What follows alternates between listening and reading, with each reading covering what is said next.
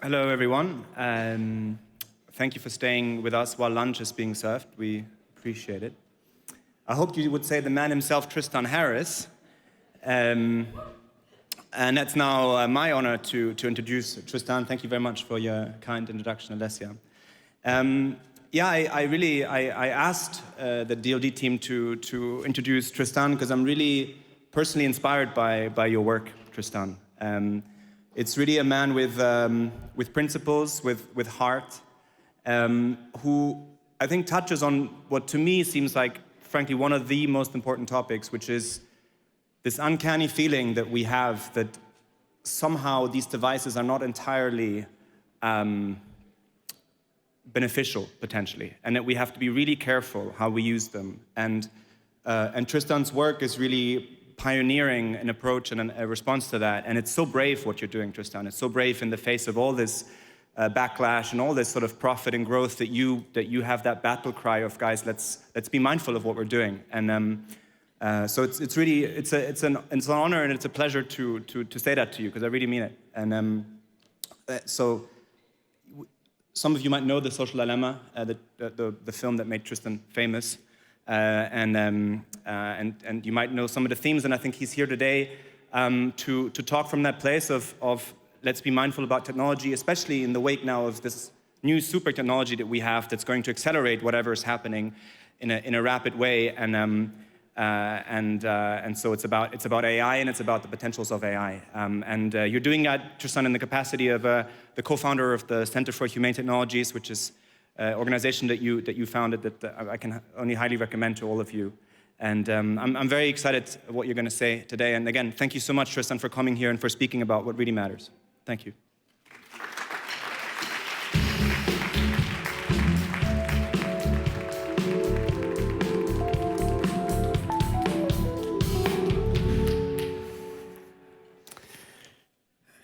Thank you, Jacob, so much for that warm introduction. We met actually just 5 years ago when I last spoke at DLD. I'm very excited to be with you today and to talk. I feel a little bit nervous, actually. I mean, there's a lot at this conference that is just all about, let's just hit the accelerator. It's all going to be great. And, truth be told, our work is about how do we get it right? How do we get it right? And what does it take to do that? And sometimes that means staring down uncomfortable truths. Now, just to start by saying, we're all here because we care about getting to a good future. Everyone here wants that. Everyone here building AI wants that. And the question is, what does it take to get there? You often have these two poles. Are you an optimist or are you a pessimist? And my goal with this talk is to sort of synthesize these two perspectives. How do we get clear and walk the narrow path with AI? Now, first of all, what does tech optimism feel like? What are the vibes of tech optimism? One of the most astounding feats of human ingenuity.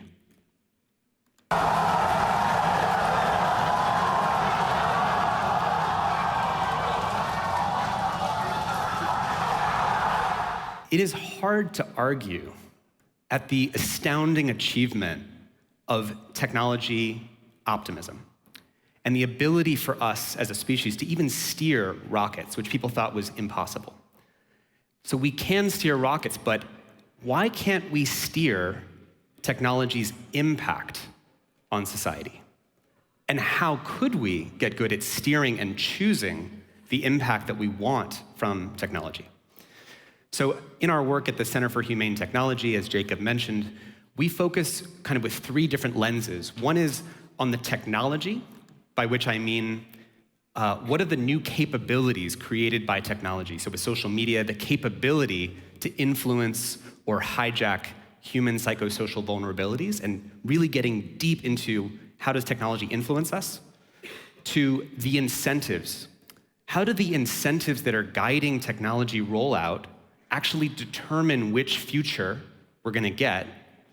And then the last is on the psychology or society. How does that selection of that technology lead to the world that we now live in? We inhabit the world created by those incentives.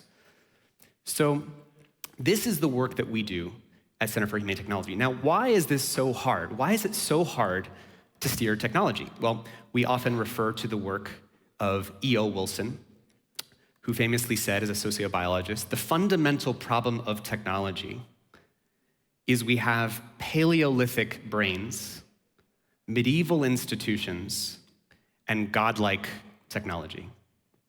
Right? Our brains are mismatched.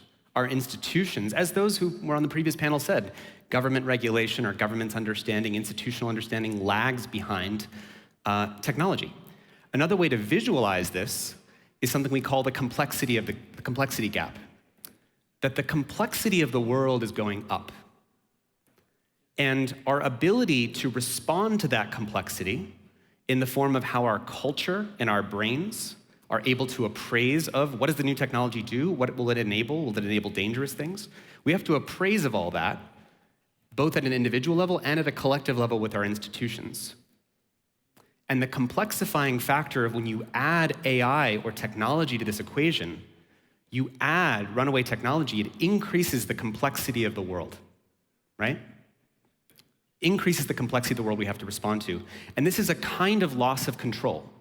Because in the gap between where the complexity of the world is and our response, let's say fact-checking. Fact-checking is a two-dimensional response. Is something true or is it false?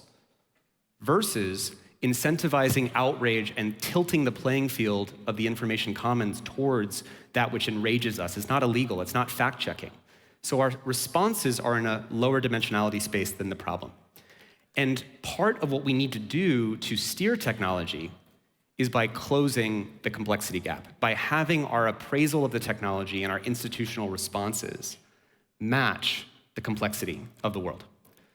So if Mark Andreessen was right that software is eating the world, we have a more urgent problem because AI is eating software.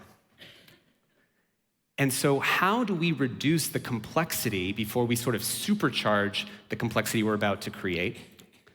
We go back to the famous quote by Charlie Munger, who is Warren Buffett's business partner, who said, "If you show me the incentive, I will show you the outcome." And that's really what the film, The Social Dilemma, how many people here in the audience saw the film The Social Dilemma? Okay, great. And what The Social Dilemma was about wasn't just that, hey, we have this problem in how we're using social media or how we use our feeds. It was really about the incentives that were driving social media. And you can think of social media, as we think about AI, as kind of like a first contact with a runaway rogue AI that was optimizing for a goal that was misaligned with humanity. Because how much have you paid for your TikTok account? Or your Instagram account, or your Facebook account? Zero. And yet the market cap of these companies is billions to trillions of dollars. So what was the business model? It was attention, racing to engage us, which created the race to the bottom of the brainstem. And so how did this first contact between humanity and AI go in this first round? Not so well, I would say. Okay, so what did we miss? Because we all cared and we told stories about the positive futures we were going to get with social media. So what did we miss? Well, let's take a look. Here were the stories that we told ourselves about social media. We're going to give everyone a voice. We're going to help you connect with your friends. We're going to help people join like-minded communities. We're going to help small, medium-sized businesses reach their customers. And these stories are all true. These are absolutely real things that social media did. But was that the right place to focus our attention? Because underneath those stories, we started to see some symptoms. Addiction, disinformation, and so on. So is that the right place to focus your attention? Because it feels like now we have these separate problems. We have addiction, we have to solve that problem, and loneliness over there, and we have this separate problem of misinformation over here. But what if there was something underneath all that, which were the incentives, which is the race for engagement, the race to the bottom of the brainstem?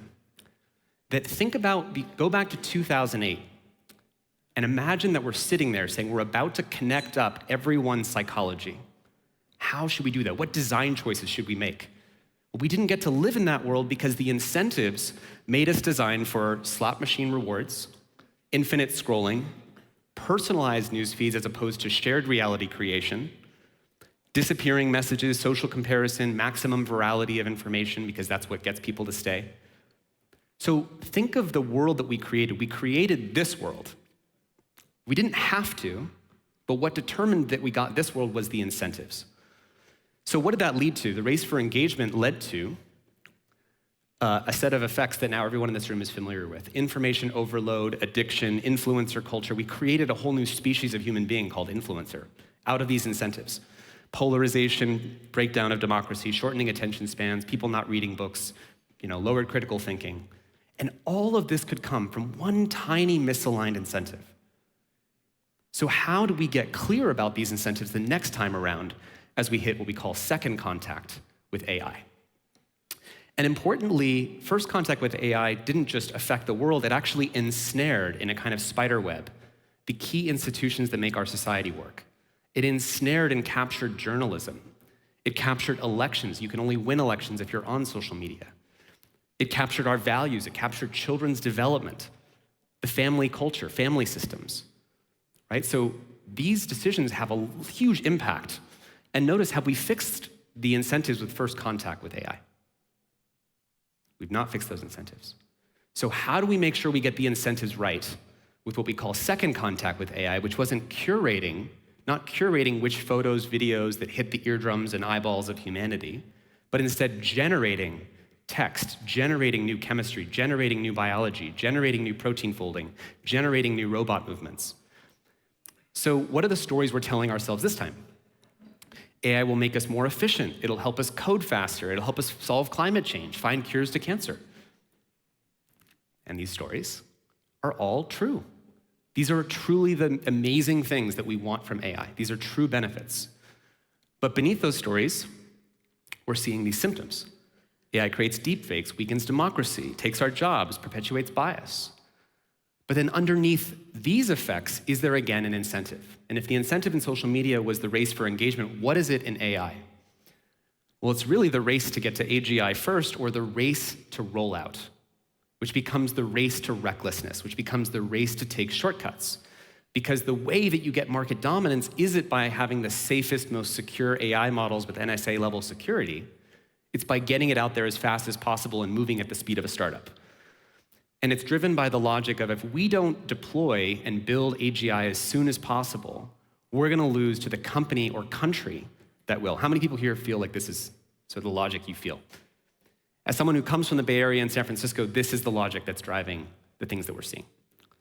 And that these race to take shortcuts, what that looks and feels like are headlines like this,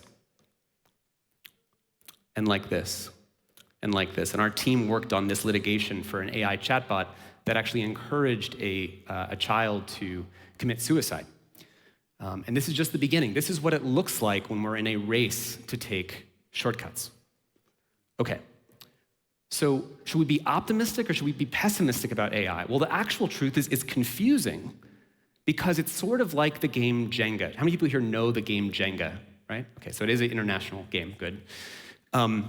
Where you're stacking these taller blocks on the top of the Jenga tower. We're adding a new capability of drug discovery. But we did that by pulling out a foundational building block of biological safety. If you point your attention to the top of the Jenga tower, you're going to see incredible benefits that we all want. We want the productivity growth. We want 10 years of scientific progress in a year. We want drug discovery. But if you look down into the Jenga tower, you start to get pessimistic because you see that people don't really know what's true. We're disrupting jobs faster than people know how they're going to find their economic future. We're getting institutional overwhelm, loss of critical thinking, AI attachment disorders. So let's just make sure we're tying this together a little bit more, because the same AI that lets you describe in one sentence, I want a website that sells, puppies to this audience and do the Facebook marketing for me, it will instantly create those websites, and that's amazing. But the same AI that lets you do that also can build fake news websites instantaneously. And in the last election, there was a report found that the odds are better than 50-50 that if you saw a local news website in the United States, in a swing state, so in the swing states, the local news websites, the odds were 50-50 that it was a Russian disinformation site generated probably by AI. And this is the same technology. We love seeing AI that makes us smile and breaks our picture of what reality might be and helps us imagine different futures that would never otherwise happen. Every time I look at this, I still can't believe these photos. But the same AI that lets you generate images of these faces in human bodies also can't be separated at the bottom of the Jenga tower from the AIs that cause sexual abuse and nudification apps, which are already causing a lot of problems in schools. The same AI that will discover the first new antibiotic in 60 years, which is a stunning achievement. Can you separate that AI from the AI that can also cause biological harm? This is a research paper from 2 years ago where the researchers built an AI asking it to discover less toxic drug compounds. So they said, here's these drug compounds. Now search in the space of chemistry for making them less toxic. And it found all these new less toxic compounds.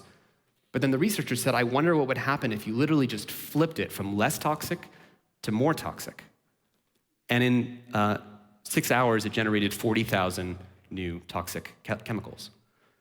And so this unified picture of the Jenga tower synthesizes what the optimists and the pessimists are both seeing. We are simultaneously going to get these incredible benefits at the top of society at the same time that we are pulling out foundational building blocks that make society more vulnerable and more fragile. And I hope this is a picture we can all agree on is the default future we are currently headed to.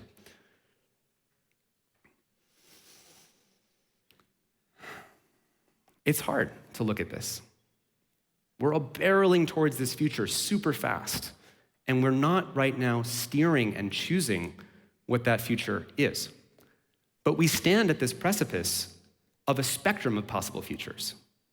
At every given moment, you can still say, what are the choices that we want to make about what the incentives of this technology rollout should be? How should this work? And I feel like AI forces humanity into a confrontation into its broader relationship with technology. Because you can think of our current political and economic system almost like a Model T. It's sort of this 19th century system of institutions in our economics. Say, start a corporation.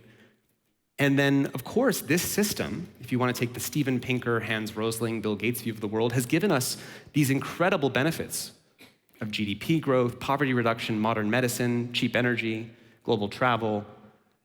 But those benefits have also come at the cost of these externalities. The system coming out the exhaust pipe is pumping out forever chemicals, climate change, democratic backsliding, planetary boundaries, trust breakdown. Both of these pictures are true. And if you think about our economic system as this Model T, what AI does is effectively straps a booster rocket to the back of the Model T without actually saying, hey, can we upgrade the steering, the brakes, and the navigation system of which future do we want to go to? So our governance is as adaptive as the technology is moving us forward into that future. And if we don't change or add the brakes and the steering and the advanced navigation, we're only going to get more of the kind of effects that we saw.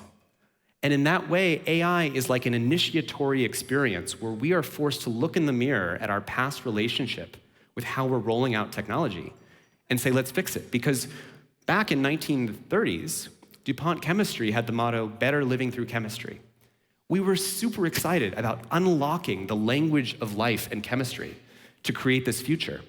And of course, as a side consequence, it created forever chemicals that we now realize would take more than the GDP of the world every single year to clean up.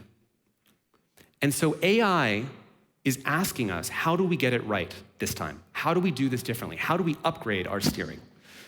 And I'll just do this quickly. When we're rolling out AI, there's sort of two directions to go. One is let's open source it and increase the power of society. In other words, increasing decentralized power, which kind of looks like this. So AI benefits everybody. We give everybody the power of gods. And that looks really good for a short time. And then, of course, there's also misuse. So you get instability, AI terrorism, overwhelm, and that can lead in the extreme area to things like failed states and violence. So you might say, let's not do that. Let's instead do this. Let's actually lock down and regulate AI. Let's control it. But then you end up in a different problem of authoritarianism and corporate lock-in, right? And that looks like hyper inequality, leading to possible ubiquitous surveillance, and that is what we call dystopia. If you think about both axes, chaos is power not bound with responsibility. You're distributing power to everyone without controlling who's responsible to wield that power. In the other case of dystopia, we're centralizing that power in a small set of entities, and they are not going to be responsible stewards of that power. One way to say it is, who would you trust to be 1 trillion times more powerful? And so if these are the two bad attractors that neither of us, no one wants, what we should be after is what we call the narrow path. As they say, I think in the book of Romans, the path to heaven is narrow and steep, and the paths to hell are wide and many. And the narrow path means matching power with wisdom and responsibility. Matching power with wisdom and responsibility. And that can look like transparency and oversight, investing in lifelong human development and character development, so we have wise people that are wielding this technology, closing the complexity gap. There's a bunch of solutions we could talk about. You can come to me later. But this narrow path is not even something new. Because when power is matched with responsibility, it looks like nuclear plants that work and don't have meltdowns. It looks like doctors who you trust to do surgery on you. It looks like cars that we don't have car accidents everywhere on the road because we didn't certify drivers. And working airplanes and electric sockets. Power matched with responsibility feels like a world that works. And while doing power with responsibility with AI is unprecedented and possibly the most difficult challenge that we have faced, this is the call to arms to say, this is the problem. This is the project of our lifetime, to figure out how do we match power with responsibility as we're putting a booster rocket to the system. And maybe that can feel like this, except the thing we're steering is not the rocket. We're steering our impact that we want to have with technology. So, with that, thank you very much.